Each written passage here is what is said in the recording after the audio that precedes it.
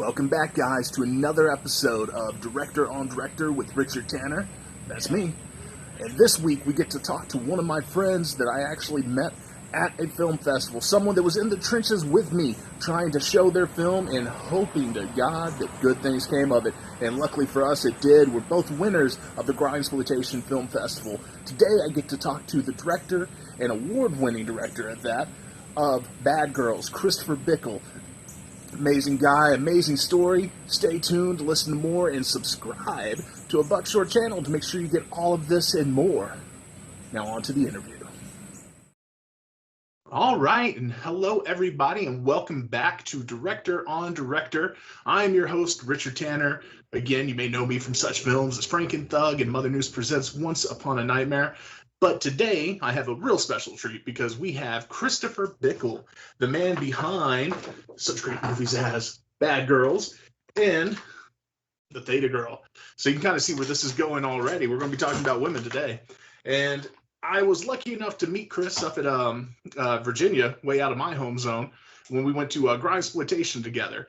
He ended up winning Best Director, and I ended up getting the Face Grinder Award, which was real fun to actually, finally, because I don't know about you, but after COVID, it was so nice to get back in that festival circuit and be like, oh, everyone here is so nice. This is great.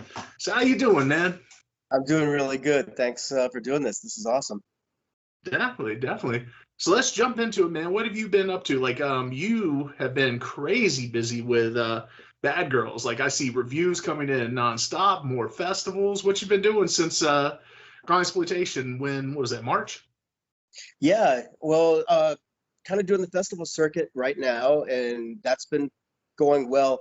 I didn't really intend to do a lot of festival stuff with this movie. I kind of just wanted to get it out, but I was sort of coerced into submitting to a few, and so far so good. It's gone well. We just got into Salem Horror and this week, and then the International Horror and Science Fiction Film Festival in Phoenix.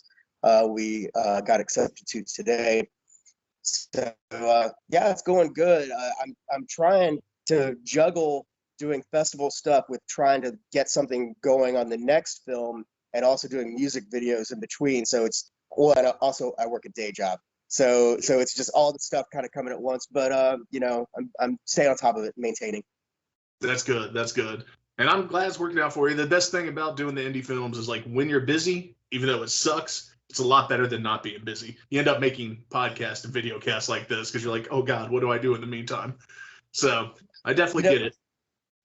Like, I've sort of grown up dealing with maybe a not like a mid-level depression. Like I wouldn't say it's like an extreme depression where I need to be medicated, but it's there. And I think once I got out of high school, I learned that my coping mechanism for it was to just keep busy with more stuff than I can finish. And so I've always just had a project lined up. And before I was doing films, I was doing bands and doing music and things like that. And the great thing about, like, finally getting to do films, which is sort of what I wanted to do my entire life, is that it's really hard to finish this stuff. It's always just a thing that's like just weighing on you. And for me, that's great because it just keeps my mind, busy. And so I don't fall into like the abyss, so to speak, because I always have a thing that I got to do. And so that's sort of where I'm at, is that every day I got a new thing I got to do with either Bad Girls or working on the next project. So it's been good. That's good. Yeah, I would say that I remember once in college, I actually have a degree in English that I've done absolutely nothing with. But I remember a teacher talking and saying something like, yeah, you notice how all these writers that we're learning about, they're either on opium or they're drunks and all that. And we're like, yeah. She's like, it's because any artist is going to have some low-key depression that they're trying to medicate. Right, so, right. I believe that. It's the reason why all those, classic writers and artists, they were self-medicating. They could it's not like they could go to the doctor. The doctor would be like, "Oh yeah, you got depression. We're gonna put you on, Lexapro or whatever." Yep. It's that's how they dealt with it, but also how they dealt with it was just creating and getting the demons out in a positive, creative way. And I think that's what a lot of us do. I don't think that I'm special in this at all. I think most of the people, especially people that are doing like underground, like super low budget stuff, I think a lot of us are sort of coming from the same place where we just got to make something to just get ourselves right with the world, if that makes sense. It does. It does. It's really weird to me that how many of us have that thing into it. Maybe not. You're right, because it's getting those demons out. Give me just a second. My phone decided to go really weird on me. Oh, that's what we call a bonus feature for anyone watching. That was the art part. Yep, right. So, all right. So let's get back to talking about getting all these projects done and everything. I do find that is what separates most of us as filmmakers in the independent world and doing this is I got really confused when I first started because I came out the gates, I did one short, and then I made a feature film. And everyone's like, "Are you crazy?" And I'm like, "I didn't know you were supposed to just keep doing this. I thought the idea," but most people will start with an idea and then never finish it. And you seem very much that I'm looking at the budgets here and I'm like, you're dealing with some shoestring budgets. And it's like, was there ever a point to you that you're like, may not be able to finish this? Or is it like, don't care what's happening, it's going to be done? No, and that's kind of cool that you brought that up. That's a good question. When I did my first film, The Theta Girl, I had a partner that I worked with on that, and we made a pact, like going into it, that no matter what happens, we have to finish it. Because I know that's, I'd never made a film before that, which in a way was dumb that I decided to do a feature film before I'd like done any kind of shorts or anything. But when we decided we were going to do it, I knew that the pitfall that most independent filmmakers fall into is that they just start a project and then they get halfway through and it's not working out the way they thought, and they just like drop it or put it off. Just because I've had a lot of friends that did that, and I didn't want to be that guy. I knew that the only way to learn, and I view, the first film and really the second film, I view these as like student projects. These are my film school is making films, and I knew that I wouldn't learn anything unless I finished it, no matter what, even if everything fell apart, even if one of the actors was just terrible, if we didn't get half the scenes shot, no matter what, I knew I had to like have a finish line and have something to present. And we got really lucky that we didn't have like shitty actors. All the actors ended up being great, and we ended up with a product that was better than I thought it was going to be. And but I think we wouldn't have had that unless we had made that conscious, spoken aloud decision that we were going to finish no matter what. And I think if there's a lesson for any like young underground independent filmmakers, that you have to commit to finishing it no matter what, even if it's not the thing that you thought it was going to be, because it never will be the thing that because the thing you envision is a $1 million movie, and most of us, I'm sure your budgets are probably pretty similar to mine. We're talking in the low tens of thousands of dollars. Yeah. We're not talking about hundreds of thousands or millions of dollars. So you have to accept that that's what you have to work with, and you have to commit that you're going to finish. Yep, I couldn't agree more with it, man. It's so many. You'll see so many Indiegogos, crowdfunding happen out there, to where I almost hate it when I see someone doing a crowdfunding that I don't know, and it's before they've even started. Like, I need to get this much money to make the film. I'm like, no. I need to see 10 films that you finished before, and they don't have to be good. I just need to know you finished, because I've only done them through like pre-orders. I learned it from Brian Williams, who did what was it, Space Base from Outer Space, Headless, all that. he would only do them as pre-orders. And I'm like, that's genius, because this way, if you're done with the movie, granted, the money's not going to put in the movie, but you still, like, I mean, I've got posters from you, I've got stickers from you, all this stuff costs money. And, you know, you're basically giving it away. And it's harsh. It's a lot of money that goes in after the movie's done. So, Yeah, for crowdfunding stuff, one of the key things is you have to prove to people that you are going to finish the thing, and that you're committed to giving them a product coming out at the end. And so like the first movie we did a crowdfunding thing, and we didn't have anything to present as like our reel. So we actually shot like a short film, a fake trailer that was specifically done just to sort of prove that we knew how to turn a camera on and how to something and make something out of it. And that worked well enough that we were able to raise the money. But, you know, once you have something that is out there and people see it and they like, okay, this is a real movie, you know, then they're much more inclined to give you money for your crowdfunding thing. And that's a good point. The model of actually having a completed movie before you do the crowdfunding, which is what we did with Bad Girls. It's the movie was in the can. We just, you know, needed the money to make the Blu-rays. And so we said, okay, if you give us money, like the movie's finished, you will definitely get something when it's done, whether it be a Blu-ray or a poster or a T-shirt or what have you. And that worked out well, just because people don't want to.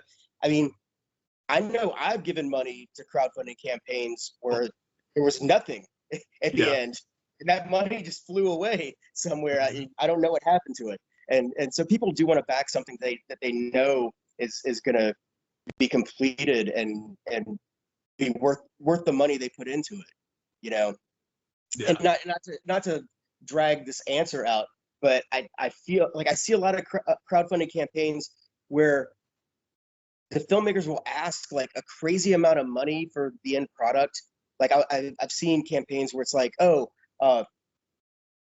and I hope no one's offended by me saying this, but I've seen campaigns where it's like, oh, you pay $50 and you get a DVD.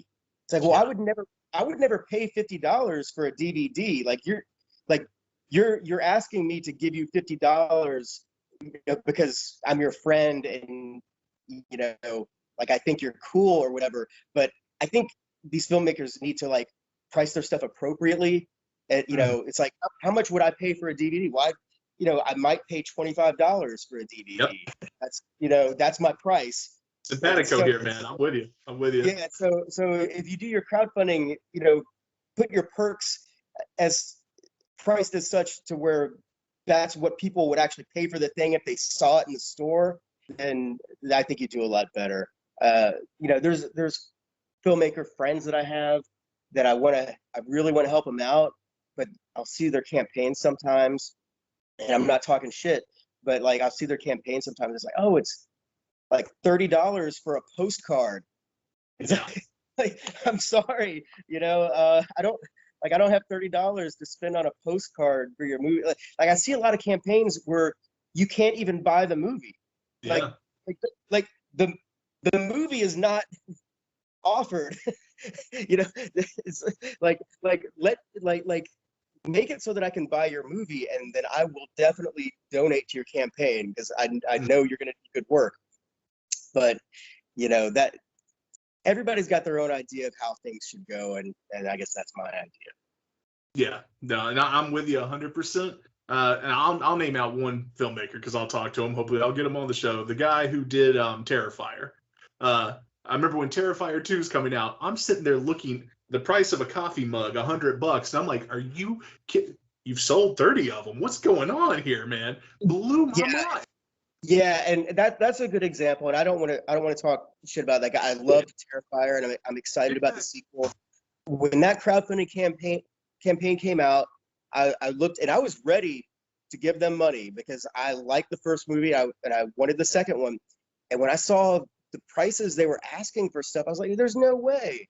Like I don't, like I can't. I feel like it was like I'm gonna get this wrong, but I feel it was something like $80 for a Blu-ray, or I mean, they were just like crazy prices, and it's like, I'll just wait for it to come out. I'm not gonna give you money now because I know it'll be like $15 on Amazon once it comes out. So I'll just wait, and I think that's the wrong way to do it, because I don't want to talk shit about these filmmakers, but I feel like that's gouging your fans. I feel like you have a fan base because you made a really great movie, and then you're taking advantage of those fans when you do that, because they want to be the first ones to get it. They want to get the autograph or whatever. But I mean, for fuck's sake, I'm sorry for cursing. Oh no, come on. We did grindsploitation movies. Yeah, I feel like, what's a fair price for a signed Blu-ray? $25. I mean, maybe 30. Like, if you're kind of gouging a little bit, but like it's like $50, $60, $80 Blu-rays. I think that's nuts. Yep, I agree with you. And you hinted on this. You just said it. The crazy thing is, people were paying those prices, and I mean, I guess God bless those guys that they were able to get it, but I couldn't do that. Like, I would feel so dirty doing something like that to people that were trying to support my work. Yeah, it's a very weird line that we work on, because we're in the digital age, me and you specifically on this, to where we loved the 70s, the 80s, because I mean, I just said we make grindsploitation flicks here, and back in the day, that's when you would go out trying to get producers, and you would try to get someone who's going to just fund the movie, maybe get 10 people that have a couple $1,000s put in. But now it's almost like nickel and diming. But I'm with you, and I think it might be me having low self-esteem. I'm like, oh no, you don't need to spend a lot of money on this movie. I don't want you getting mad after you watch it, and I'll so do this. But it's a very weird thing, especially for the types of movies that we make. But I like the way you do it. I really do. I wish there was a way to just be like, oh, there's a dentist over here that has $30,000 they just want to lose, so that'd be nice. But until that day happens, $25 for DVD, 30 for Blu-ray. That's what I'm putting out there. If we get to 4K, I'll go to 35 maybe. Yeah, and I mean, I just think that's the nature of the beast right now. I don't know if those dentists that funded Evil Dead are still out there. I mean, it'd be great if they are. I'd love to meet one.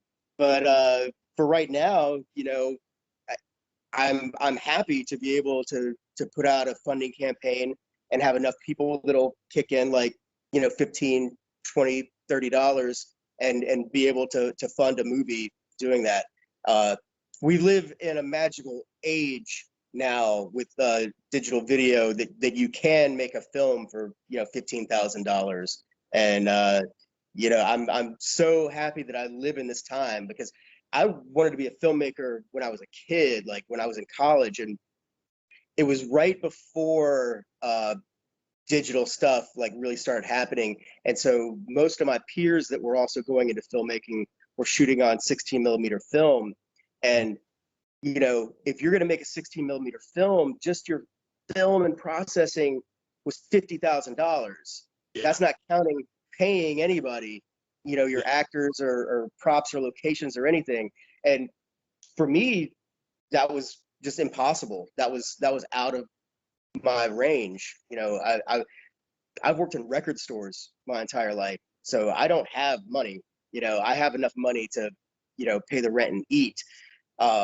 So it's really incredible that we live in a time where there's equipment that you could buy for like $1,000 that can make images that look as good as cinema, and you can make something that looks like a real movie, and then you have this magical distribution through the internet that you can get your stuff out there to people all over the world, and that did not exist when I was in college. So I feel very lucky to live in the time that I live in.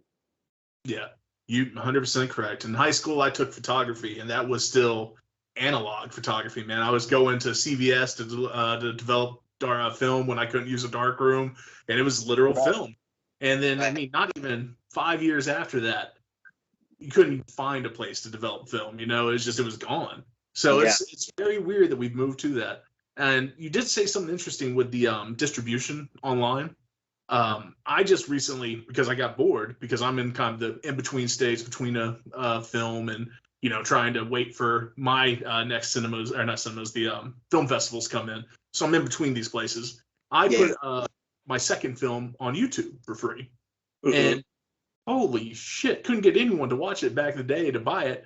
And in less than 2 weeks, it's like at 30,000 views, and I'm like, whoa. Nice. Yeah, so I'm trying to. That's another reason we're doing this channel, because I'm like, I need to keep up with all these people that are watching. So So it's weird that we have that now, this technology that connects so quickly. have you been able to monetize that, or are you just putting it out there? Not yet. I wasn't expecting to have that kind of hit with it, because I Yeah. just did it. It was a found footage film. I've always loved found footage, and so I was like, no one's going to buy this. I'll put it up for a group that I'm friends with on Facebook, and yeah, well, they went crazy for it. So, but now you have to the making money off of it. Oh, dude, you have to have like 1,000 subscribers. You have to have so much content to get like $1. So I'm Yeah. trying to get to it because I feel like YouTube is the way to go for indie guys. Because we'll get to this next. Distribution. Holy shit, that is horrible. Every distribution I've gone through except for one, and that was very low level distribution, it's been like a rectal exam that never ends. It's just horrible. You just get screwed. Yeah. Yeah, you get your movie on Amazon, but you never see a damn dime of it. But what about you? What are your things with distribution? Like, I mean, where can you get Bad Girls and Theta Girl? So Data Girl was kind of a learning experience with the distribution stuff, and so we kind of we were shopping the movie around for a while, and then we got a bite from Film Threat, which was like my favorite magazine when I was in college. Film Threat was like everything to me, and so they're a website now. They're not. They have been a print magazine for 20 years, but Mm-hmm. they wanted to start a distribution arm of their website, and we were going to be the first film on their distribution arm. And I was over the moon with that, just because I was such a fan of Film Threat. And months went by, and they hadn't sent us the contracts. And I kind of got back with them and was like, okay, what's going on with the movie?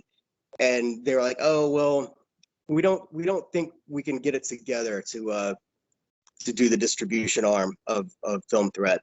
And so it was so disappointing, because we put other people off, and we didn't really know what to do with the movie. Yeah. And so they made us this weird deal where they were like, you can have the Film Threat name, you can put it on the movie if that helps in any way to legitimize the movie. You can have that, and we just want you to report back to us what your sales are, so we can determine if maybe going forward in the future this would be like lucrative for us. Like, okay, so I ended up putting it out myself on Blu-ray, and with the Film Threat name on it, but it was just me putting up the money, putting it out, and we did okay with the Blu-ray, and we were selling it through Vimeo, and that did pretty well for a while. What ruined us, ironically, is we had to jump through all these hoops to get onto Amazon. Mm-hmm. It was difficult then. It's much more difficult now to get onto Amazon. We finally got onto Amazon. The first hour that it went live on Amazon, we had a sale, which I thought was odd because we hadn't advertised anywhere that it was available. It was just like instantly a sale. And oh, cool. Well, it turned out the sale was a bot that trolls Amazon for new films, purchases them, and then instantly disseminates them to the dark web and the torrent sites and everywhere else. So within a day, we were like on 20 Russian bootleg sites. All the torrent sites had our movie, and the money just stopped because nobody's going to pay for it because they can get it for free. Mm-hmm. So that was a hard lesson. So going forward with the second movie, Bad Girls, I decided it's going to be totally self-distributed. So I put up the money. I put out the Blu-rays. We've sold those through our indie. All the streaming sales we've done have been digital sales through the Indiegogo up till this point. At some point, I probably will put the movie on Amazon, even though I know like the second I put it up there, like it's just gonna kill it. But Yeah. but the thing is the movie is available. People can buy it, but people are so programmed that like, well, I only watch movies through Amazon, or I only watch movies through Netflix or Hulu or wherever, and they're just not going to watch it unless it's on one of those platforms. So I've viewed going to the bigger platforms as a last resort. I want to make sure that everybody that has an interest in the movie is coming at it like as a fan, has the opportunity to buy the movie before we put it out for what I would call the general public. Yeah. And once it's out for the general public, I just assume that that's where the money stops. I mean, some filmmakers get lucky and their movie catches on, and that's where the money starts. But I'm not making that assumption. I just assume that once you, and kind of like with you with putting your movie on YouTube, it's like you put it out there, you know you're not going to make any money, but you hope that people are going to see it, like it, and they're going to check out your other stuff. Yeah. So my hope is that once I decide to put Bad Girls onto those major platforms, that it will at least get some more eyeballs on it, and maybe they're going to check out the other stuff that I do in the future. Yeah. I think that's a very smart way, looking at distribution. For anyone that's in that portion of the movie, listen to Chris, guys. It's perfect sense, because the distribution companies at this level, you're probably not getting money anyway. It is going to stop. I talked about it a previous episode. I had Billy Pond, who did Circus of the Dead, and it's funny because you can get recognition, get huge, and it's like a name, and not make a single dime from it. And it's infuriating, because you're like, wow, I get mobbed if I go to a film festival, if I go to a horror movie in Atlanta, for instance. Like, people are like, oh, Richard. But I'm like, someone want to buy the ticket for me, man? I'm using coins here, please. So yeah. Well, most of the distributors out there that are dealing with movies like ours, very low budget, underground, independent films, most of these distributors are vultures. Like they're not out to help us at all. They're out to basically collect up as many of our films as possible and hope that one of them makes a return on their investment. But those filmmakers are never going to see that money, because those contracts have stuff built into them where there's a certain amount of money for their promotion that they don't do, and they will bill you a lot of things that they're not doing, and you never see a dime. The way I look at it is, okay, say I sold my film to a mid-level distributor like Wild Eye or somebody like that. I might be lucky. I mean, chances are I won't see a dime, but I might be lucky if I made $1 per unit on DVDs sold. Well, they might be able to sell 10 times the amount of DVDs that I can sell personally. But if I put it out myself and I'm making $10 a piece wholesale, well, it's the same amount of money, and I'm in control of it.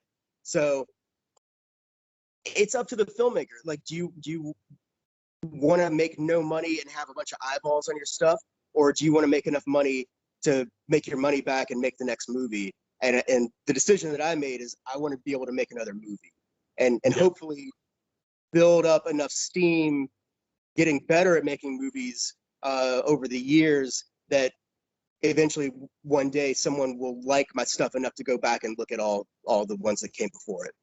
Yeah, that is a strong way to go. I'm doing something similar to where I try to make each movie better. My new goal is to get on with a bad company. Like I distributed something through Troma, which was fun. It's like, oh, Troma's got my name on something, kind of like, Film Threat for you. I just want to get somewhere to where someone will pay me. Like if I get with Full Moon, and Full Moon's like, here, do Killer Bong 12. And it's like, yes, I just want something like that so I get paid to make films, and then in the meantime, make what I want to make. That would be the goal for me. So yeah, you got to figure out what you got to do realistically and kind of go for it. You want to make money, you got to keep it. Yeah, and if Troma had contacted me, like the temptation would be there for me because like Lloyd Kaufman is, he's an American treasure. Yeah. You want to work with that guy, but also I know a lot of filmmakers that have worked with him and they never Oh, saw a penny. no Yeah, money. No money. yeah. So, you know, that's the thing. That's what I was just saying. That's the decision you make is you can either have more eyeballs on your stuff and you can kind of have that name recognition. You're a Troma movie now. That's cool, but you'll make no money. You know, I decided to go the route where I have less eyeballs on my stuff, but I make my money back. And I'm not getting rich off this stuff, but I'm also not a rich person. You know, I'm a poor guy. I work in a record store. So if I can make enough money back on the film I just made, then I can make another movie. Like like I can't make another movie if I don't make that money back. Yeah. So that's the important thing. So doing this sort of self-distribution model, you know, I'm getting like $10 a piece wholesale on Blu-rays. And there's been enough of a buzz where, like Diabolique DVD, like bought a bunch of them. And Saw uh, the, what's the place in Tampa? The Grindhouse. Grindhouse. Yeah. Yeah. Yeah. So they've bought some of my movies. And so it's enough to where I can, go into funding the next one. And I mean, it'd be nice if, one of these movies caught on where I could make enough money to like up the budget some. But, until then, we're just doing what we're doing. Yeah, that is 100% true. Let me ask you one last question before we start trying to wrap this up because we both got lives here. So you do have a theme with your two features here, the Theta Girl and Bad Girls. This exploitation theme, these badass girls, Legend of Billie Jean type stuff, but with a lot more blood and guns. I've only met one other person that did this and was successful in our world. That's Jimmy Bickert, where he would do all these biker movies and stuff, and it's like, and women in prison movies. And I'm like, dude, it's 2020. No one's seen a woman in prison movies. Like, we're going to make it. It's going to be great. And it was. But you're doing these movies that aren't as popular now, but when they're on these circuits, it's amazing to me. Everyone's like, oh my God, best film ever, best film ever. The reviews for Bad Girls, I'm smiling probably as big as you are going, this is a good review. Oh my God, this is like art right here. But what made you jump into those and to risk doing those type of movies? It's just because those are the movies that I like. I just have such an affinity for the 70s and 80s stuff. And the weird thing is I've had a lot of people say like, oh, like yeah, it's a Grindhouse throwback.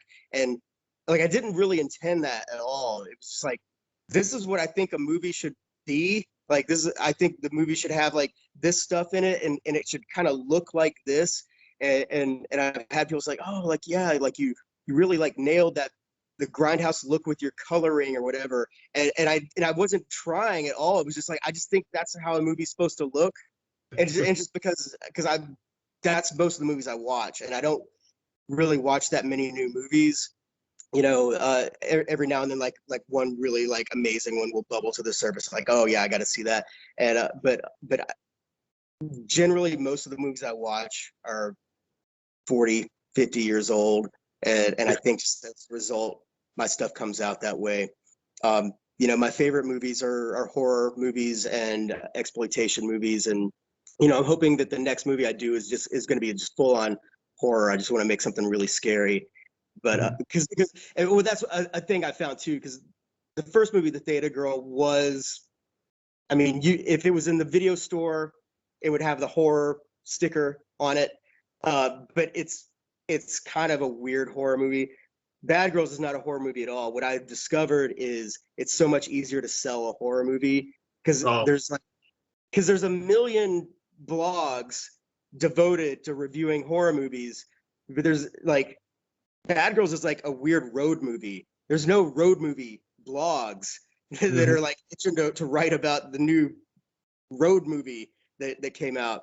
Yeah. So I don't feel like I made a mistake in making Bad Girls at all. Like I'm really happy with how it turned out. But I think as far as just like trying to operate on a low budget, independent, underground level, it's going to be much easier to sell a horror movie than a road movie. So the next one is definitely going to be horror. Yeah.